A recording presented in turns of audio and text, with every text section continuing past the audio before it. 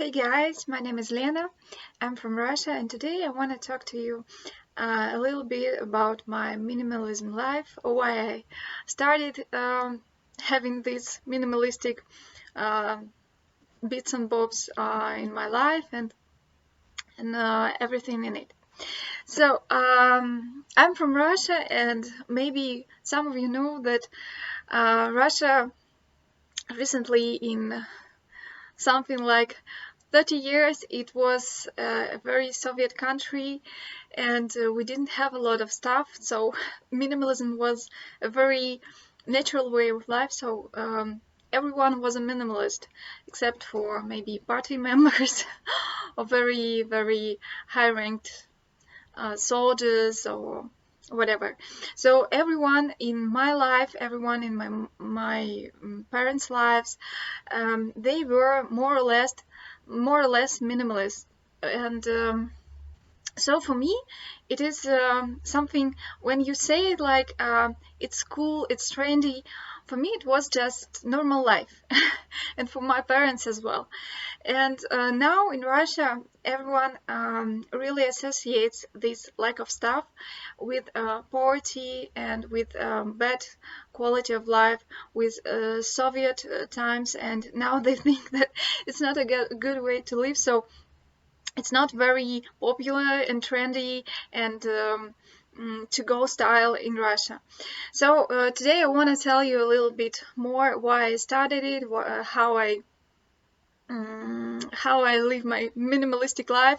Not so trendy one. Some people think that I'm a little bit crazy, that it's not okay to have so less stuff. It's incredible. Well, without further ado, my way to minimalism. Okay, so I remember when I was very maybe 8 or 10 years old, I only had two shelves in a wardrobe, in a closet. So, and for me it was really perfect. I had all my clothes in it, and I really didn't feel the lack of clothes, because everyone around me, all the people, they really had the same amount of stuff. Because in Russia in 90s we had the time when I grew up, during my elementary school. We had lots of problems with clothes, with some beautiful designs.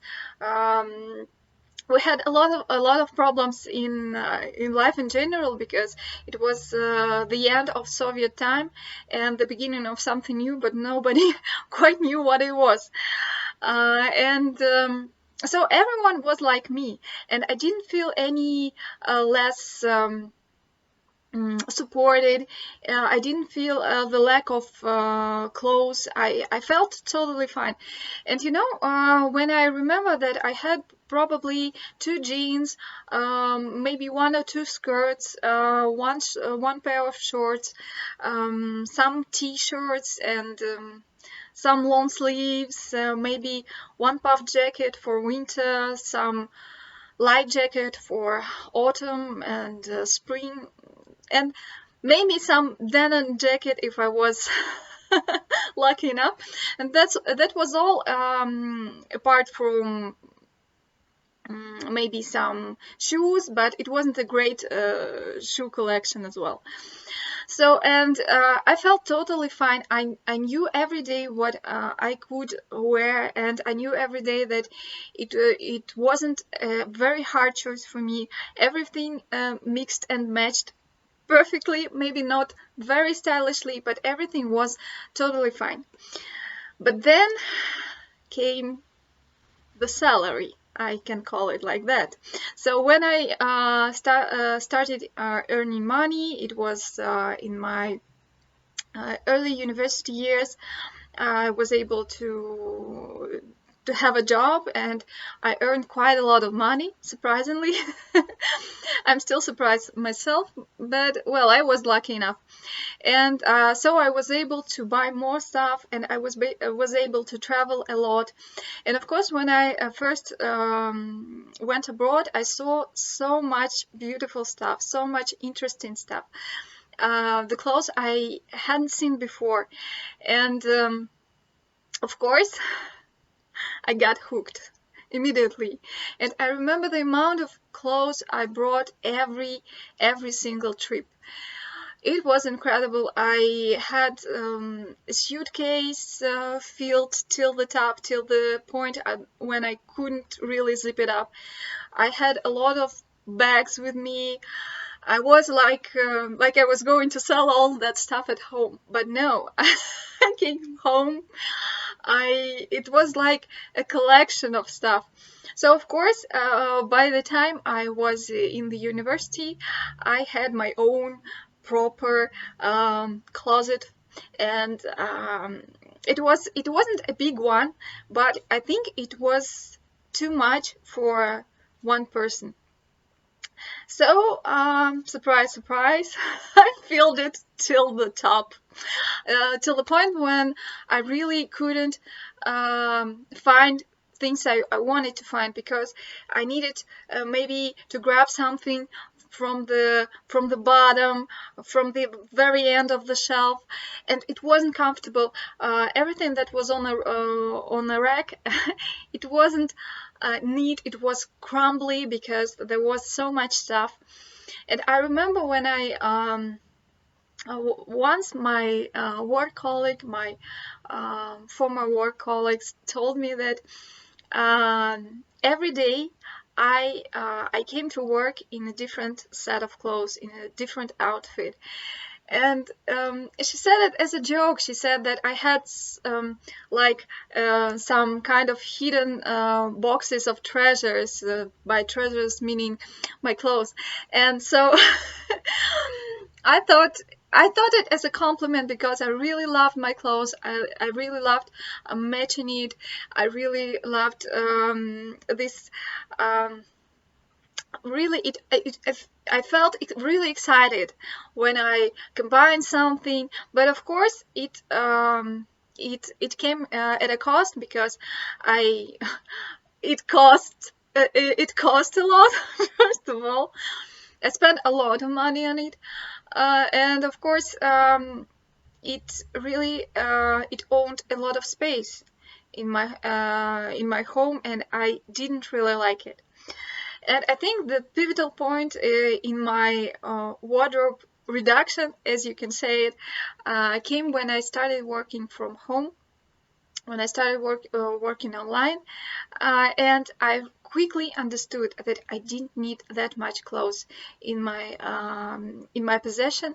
And I think that that time I started getting a bit tired of my whole collection. I wasn't a hoarder. I wasn't a shopaholic. At least I think I wasn't. I hope. But I had a lot. And when I saw all of that, I really understood that I didn't need that much, because I didn't use that much.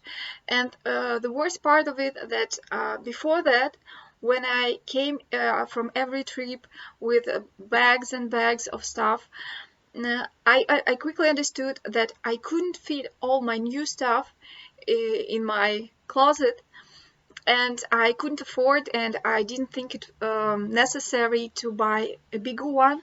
So of course I had to let go of a lot of stuff. And because at that time there wasn't any special organization where I could donate all my clothes that I didn't need anymore, I had to almost force it onto my closest friends and relatives, because that clothes I found it very very good, but I didn't like it that much as my new one. So It was like a very, very forced present. Sometimes, okay, it was accepted with thanks and grace, but most of the time, as I think now, it was like it was an unwanted present in a way.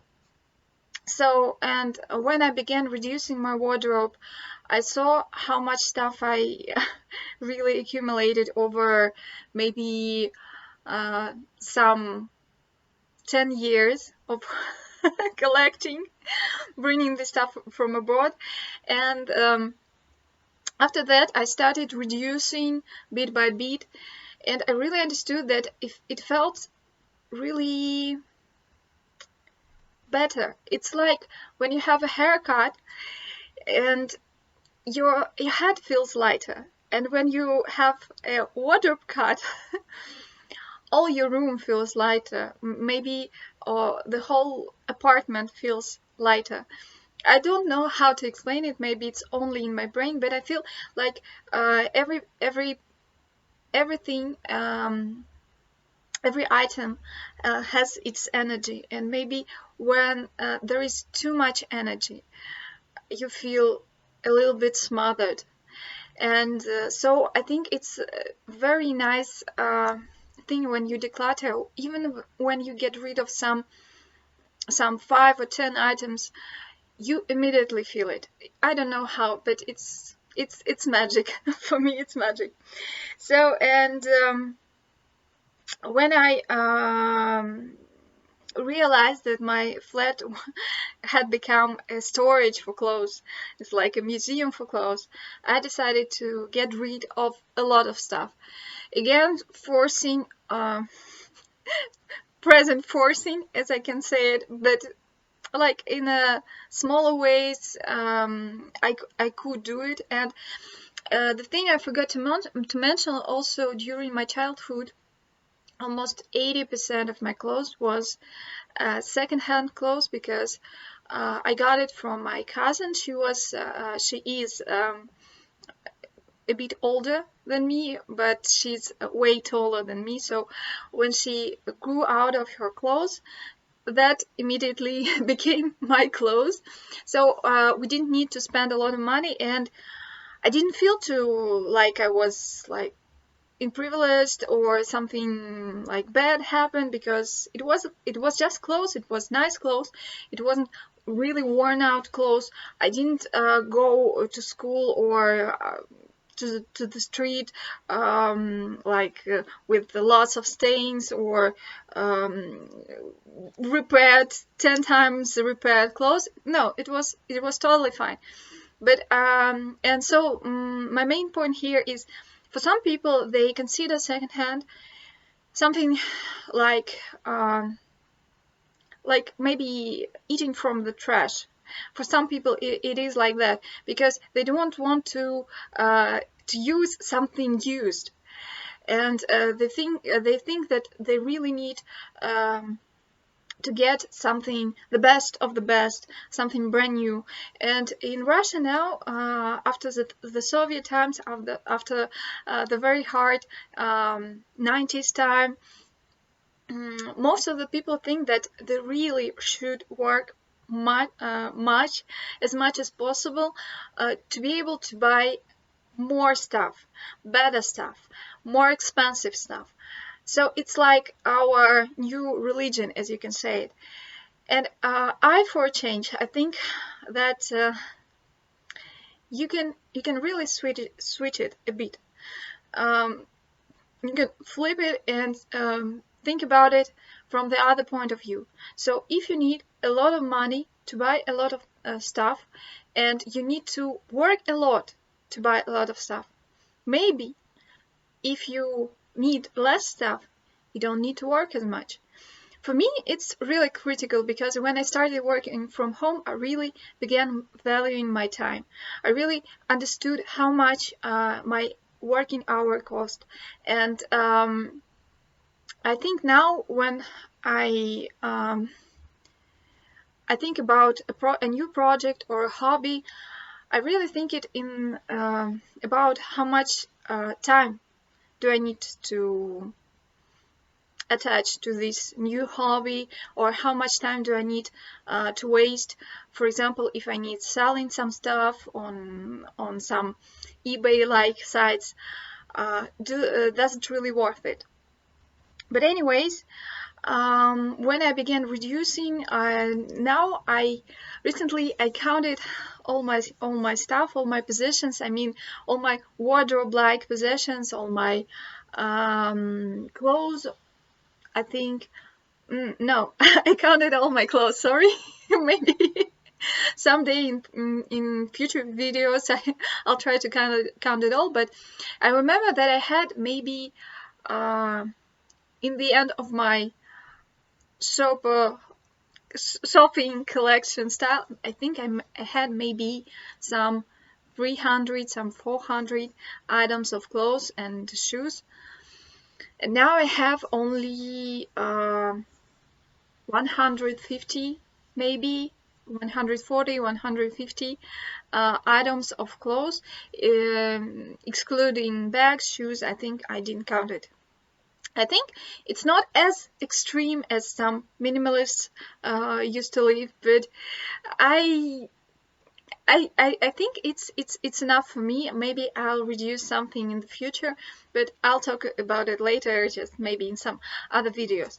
So, and to conclude my video, the main idea was to share my own experience and to ask you whether you are comfortable with your life, whether you are comfortable with the stuff that surrounds you, and if you are, if you have a lot of space with lots of beautiful closet space, and if you have a lot of beautiful clothes and you're fine with it, that's okay. I'm so happy for you. But if you feel that something is off, maybe, just maybe, you should consider thinking about what you own. Maybe look at it very carefully and decide whether you need all this stuff. And if you don't, welcome to my world. Welcome to the minimalism, decluttering, and the stuff I love so much. Thank you guys for watching this video. I hope you liked it. Please press the like button, and please subscribe. It really helps, because you know, sometimes when I feel off, when I think that my thoughts are really only mine and nobody wants to hear them, when I really see the number of people who write comments, who are subscribed to my channel, it really helps. So have a nice day. See you soon. Bye bye.